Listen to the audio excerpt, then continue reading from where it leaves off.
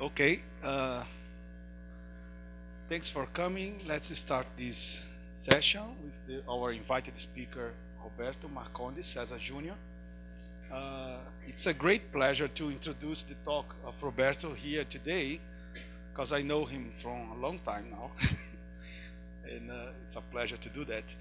So Roberto is a full professor at the University of São Paulo since 2008. He has a major in computer science, master in electrical engineering. His major was from UNESP. His master was from UNICAMP, State University of Campinas.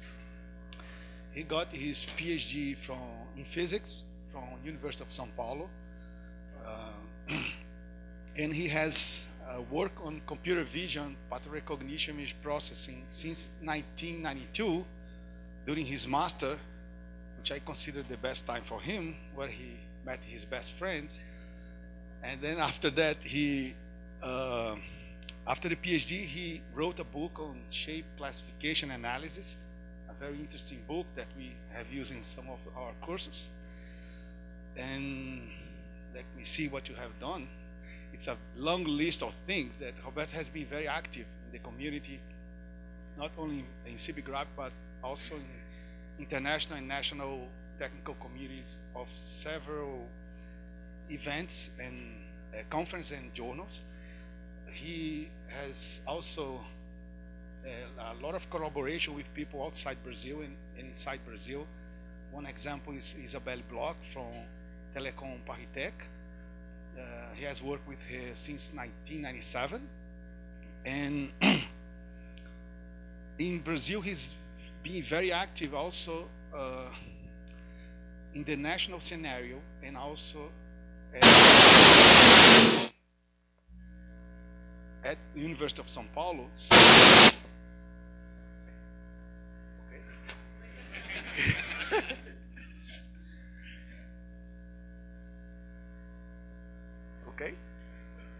Okay, so he now is he's part of the computer science committee at FAPESP, and also the committee of CAPES that is responsible for the evaluation of the computer science programs in the Brazilian universities.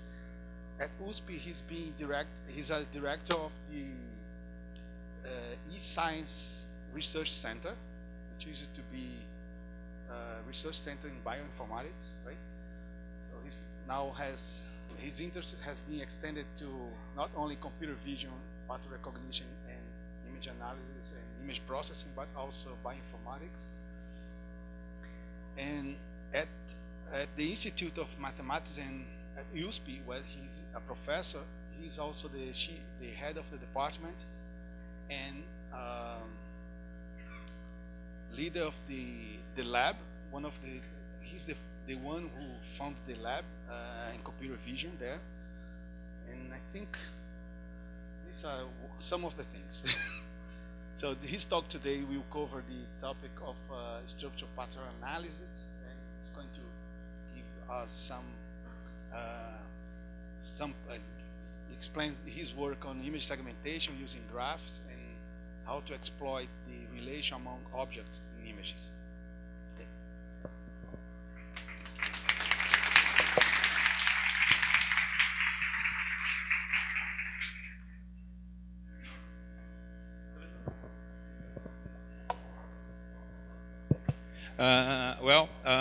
Good afternoon. Thank you very much for this nice introduction from Alexandre. It's a great pleasure for me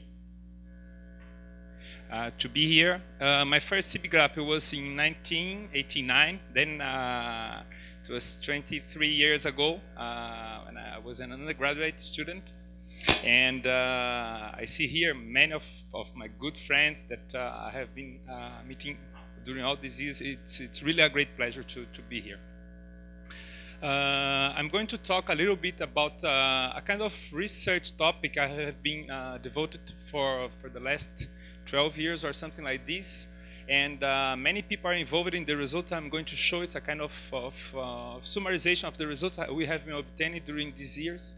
And I would like probably to be grateful for all these people and also for the university and the funding agencies that have helped me during these years. Then, as Alexandre mentioned, I'm going to talk a little bit about some graph-based models that we have been exploring in order to solve some specific problems for pattern recognition. I'm going to concentrate mainly on image segmentation, which is it's a nice topic to talk a little here in SIBGRAPI, but there are some other applications in case you are interested. Okay, here's an outline of the talk. I'm going to do a short introduction, and then I'm going to talk a little bit about the model that we have been working.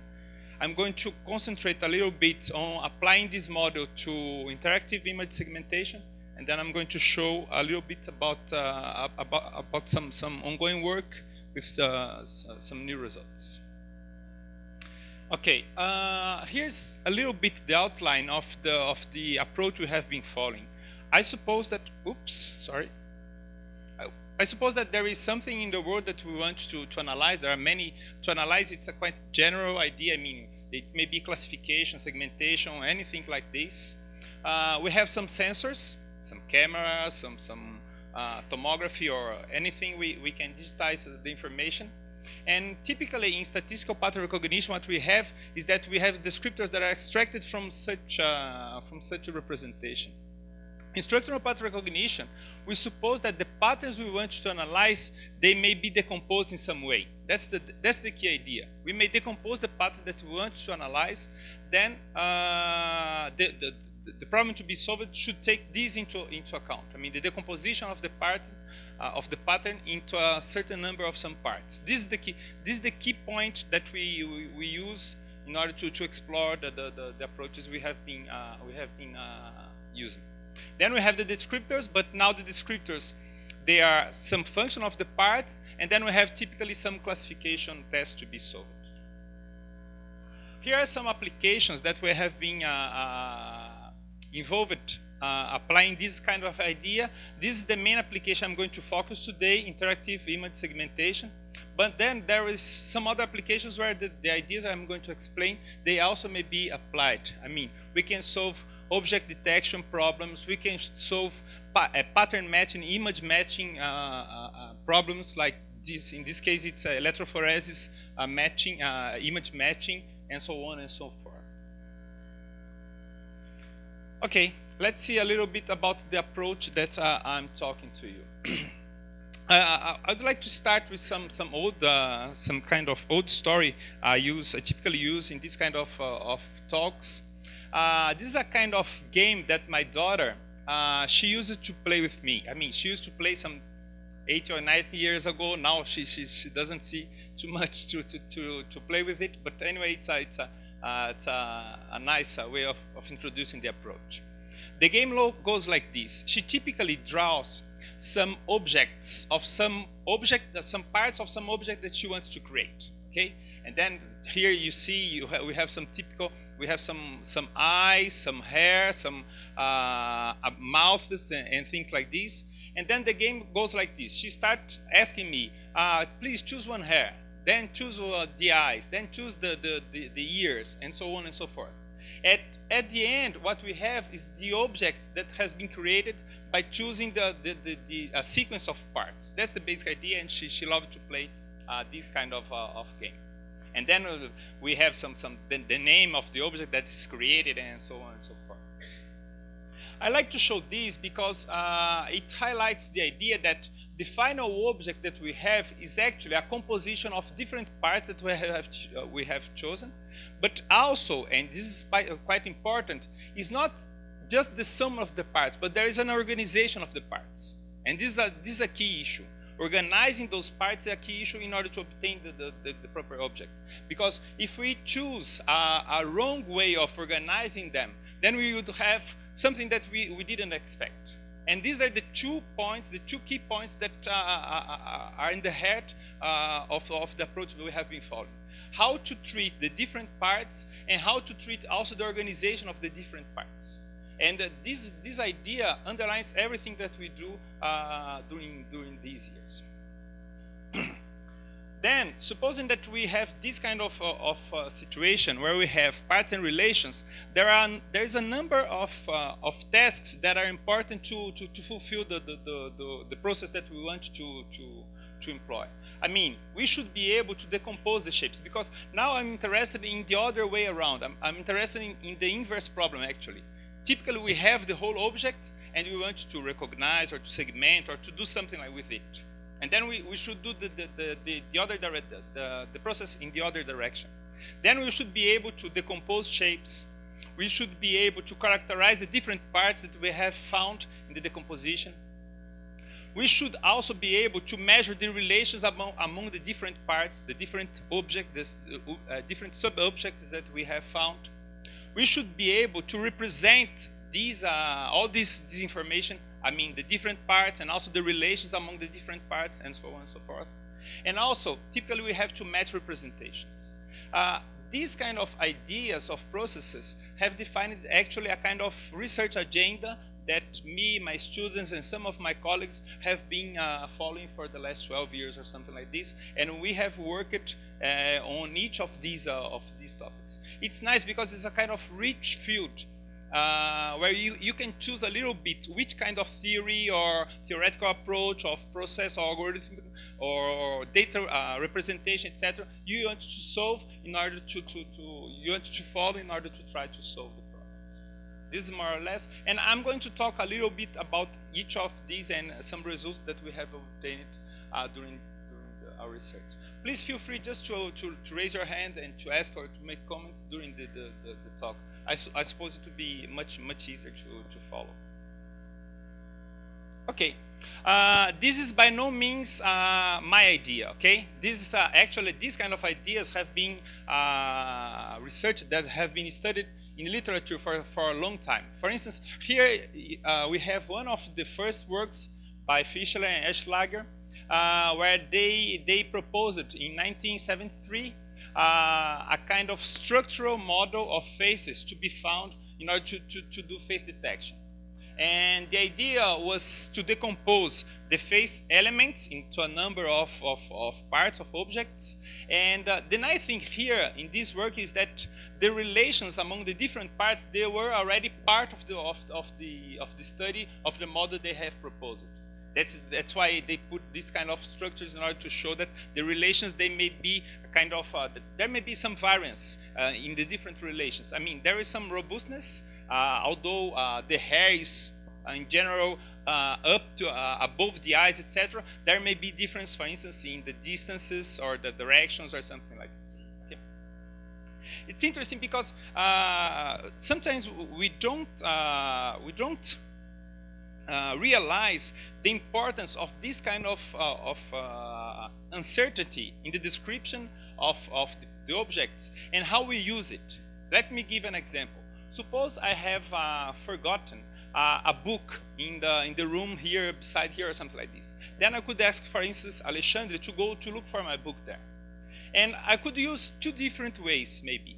So the first way would be to define some coordinate system in the room besides, and then to say to Alexandre, please go look for my book, which is at the position 3, 25, and 41 in the canonical basis defined by the upper left walls of the room or something like this. This would be a kind of quite precise way of defining where is the book.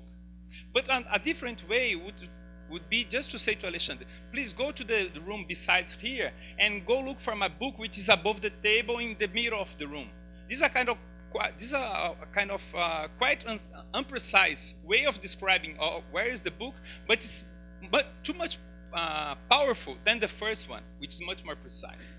And that's the basic idea behind exploring the different relations, spatial relations we may find in the parts and the objects we have, for instance, in scene recognition or something like this. These kind of ideas, as I mentioned, has been studied by people for some 40 years now or something like this. The literature, we may find a kind of many different works that have been analyzing some aspects of this approach I am mentioning to you.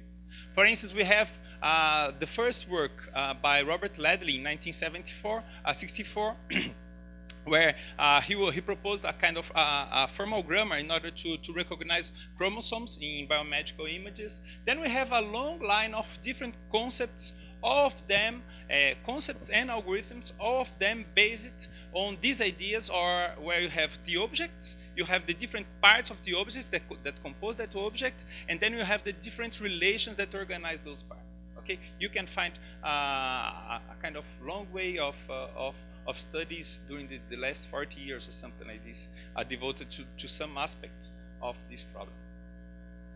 I'm going to skip the details. If you want, we can talk about the literature after. I'm going now to start discussing how we will approach this problem and the basic model we have been following. Okay. In order to present it, although our approach, we think it's kind of abstract approach, maybe it's easier to think about some specific problem, and then I'm going to talk about the problem I'm addressing in the talk today, which is image segmentation, okay? Suppose we have a model of some object that we want to recognize some different parts. For instance, we have a face, and we have the different parts that compose that face, okay? Then we have the nostrils, the mouth, the pupils, the eyebrows, etc., etc. And then suppose you have an input image where you want to recognize those parts, those different parts. That's the problem I'm going to discuss a little bit now. How to identify in some input image where are those elements that we want to identify, that we want to find based on some model. Then we have a model image, which is here with the different parts that we have, etc., etc. And then we have an input image where I want to identify those different elements. Okay. A possibility to solve this problem is to take the input object, the input pattern, and decompose it into a number of subparts in such a way that the elements that I want to identify, they are defined as the union of such subparts. For instance, here, we just have applied some watershed algorithm, and then we have an over-segmentation of the input image. And actually, each part we want to recognize in the, based on the model, it may be identified here in the input image as a union of some watershed bases. Then, if I am able to identify which are the watershed regions that compose the mouth, and which are the watershed images that compose the pupils, etc., etc., I would be able to solve my problem. Then, the idea here is how to find a mapping between this segmentation and this segmentation. Okay, that's the problem I'm going to show, to focus a little bit here in order to explain our approach. In order to solve this problem, what we do is to define a data structure in order to help us to solve this problem. Okay, we use attributed relational graphs in order to solve this problem. An attributed relational graph is a tuple like this. We have the nodes, just like the traditional nodes in a graph. We have the edges of the graph, and then we have feature vectors both for each node and in each edge. Then this is the basic structure we are going to explore in order to solve our problem. The input, either the model image or the input image, is then represented as a graph where each region in the input image is associated to a node. The relations between, the spatial relations between the regions is defined by the edges, and then we should be able to measure some attributes both from the parts and from the spatial relations. Okay, this is the base. This is the basic data structure we use in order to solve our problem.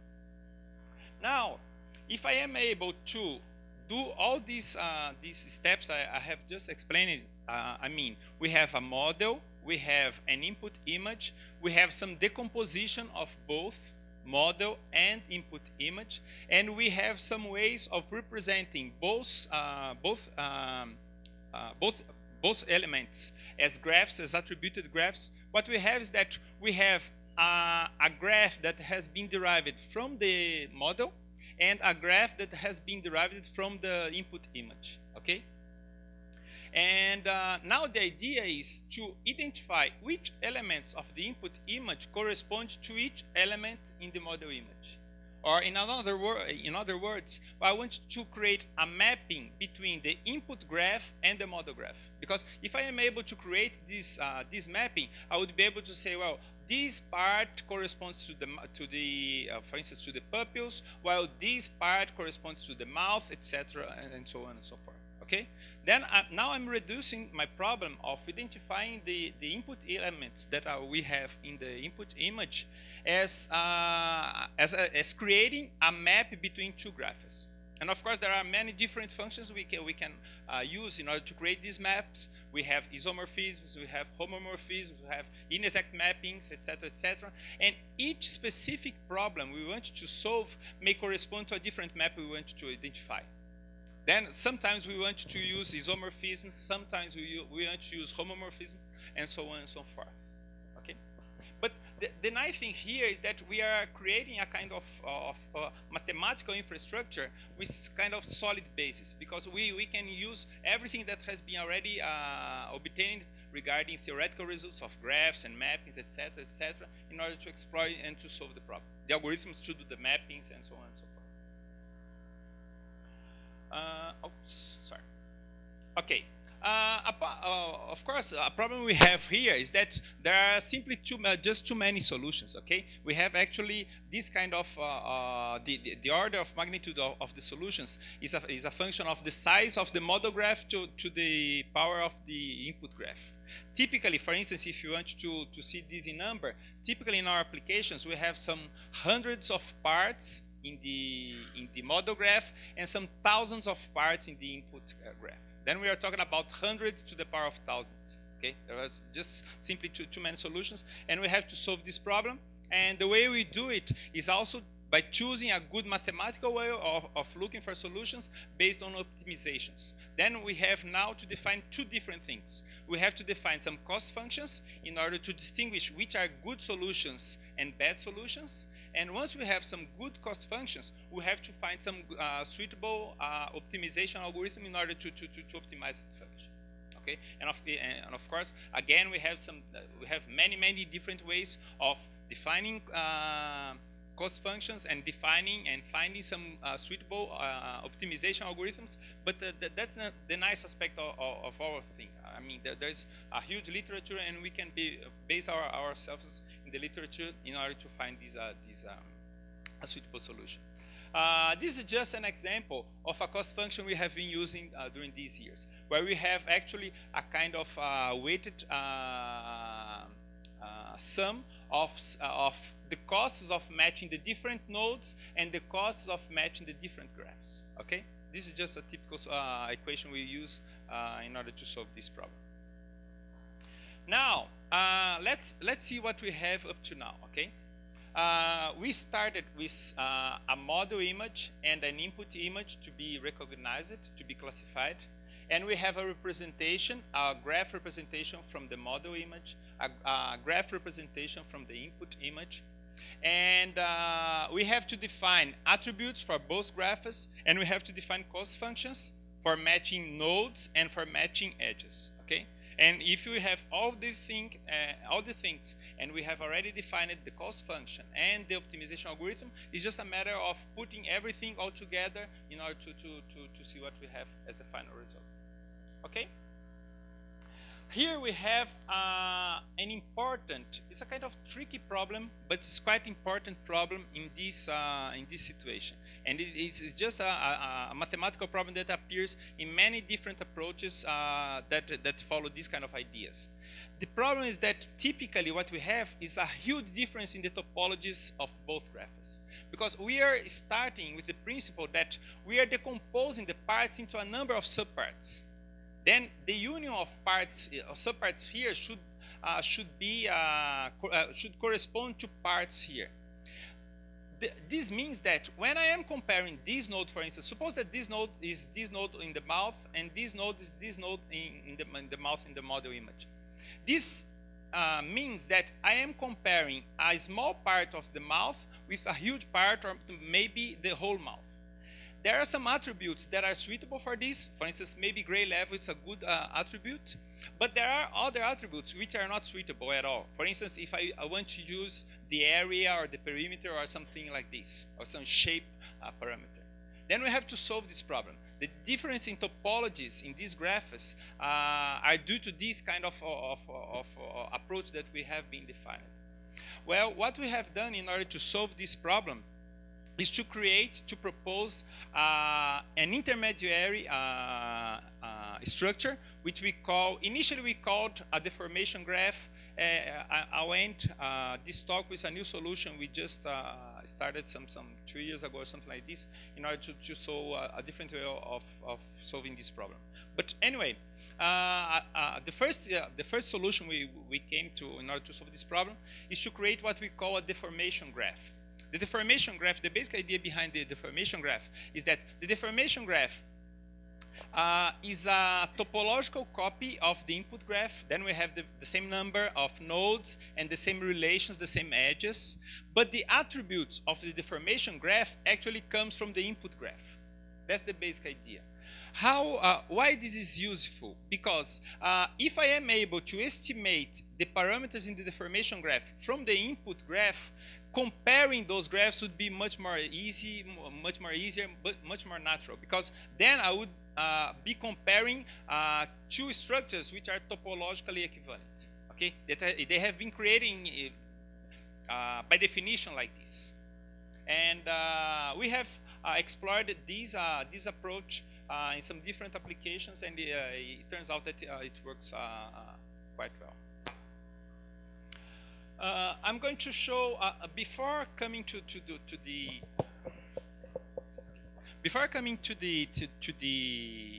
cases of the case study that I'm going to focus today, which is the interactive image segmentation. I would like to talk a little bit about two problems that I haven't touched up to now.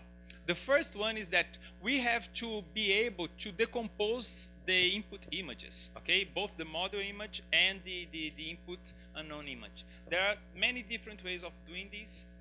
We have explored some different ways. For instance, we have used pixels, quad trees. There is a paper we have presented in SIBGRAPI some 5 years ago or something like this, using quad trees. We have worked with meshes. For instance, this is a joint work with Luis Gustavo and other collaborators from USP São Carlos. We have, of course, used some different ways of defining the watersheds and so on and so forth.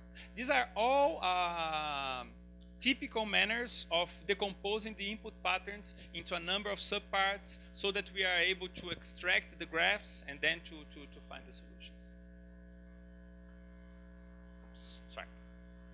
And another important aspect that we have been working during all these years regards spatial relations. Okay, I talked to you about getting the input images, model and input unknown image, how to decompose them, how to extract features about them. Now I would like to talk a little bit about how to measure, how to define the relations between the parts. This is a kind of quite important issue in order to solve our problem. There are some different approaches in order to measure spatial relations between objects, but once we started working in this problem, what we saw is that typically many approaches, they are kind of simplistic in the way that they assumed some well-behaved idea or something like this regarding those parts. Then if I talk about some spatial relations, say above or below or something like this, although it's simple to define where, okay, the hair is above the eyes or something like this, typically in vision images, we have some situations where it turns out that such simplistic definitions, they just do not apply. I'm going to discuss two relations in detail in order to show to you that such simplistic solutions, they do not apply, and then we have to we need some new definitions and algorithms in order to measure them. Okay. Here are just some examples of typical spatial relations we may be interested in measuring from the images, okay? Distances, for instance, it's nice because we have just mathematical distances that may help us. Orientation, the direction of the different objects or something like this. And then we have linguistic relations like being above, below, between, etc., etc. When we start talking about such linguistic terms, it turns out that it's typically it's kind of it's in many ways difficult to capture what people mean about such terms. For instance, when we talk about between, okay, if I talk about I don't know, these objects, for instance, here is between these two objects. Okay, this is simple. But when we talk about, when we describe a face and we say that the nose is between the eyes, oh, it depends on what you are defining by the nose. Because if you just want to measure some distances or something like this, or define, and I'm going to show some good mathematical definitions or some natural mathematical definitions, it's really easy to find quickly some counter examples. And the research on these typically involves discussing these counter examples and trying to find some good solutions for them. Here, let me show an example of what I'm meaning. I'm trying to explain like this. For instance, let's talk about the spatial relation between. Okay, then I want to measure what is the space between two objects.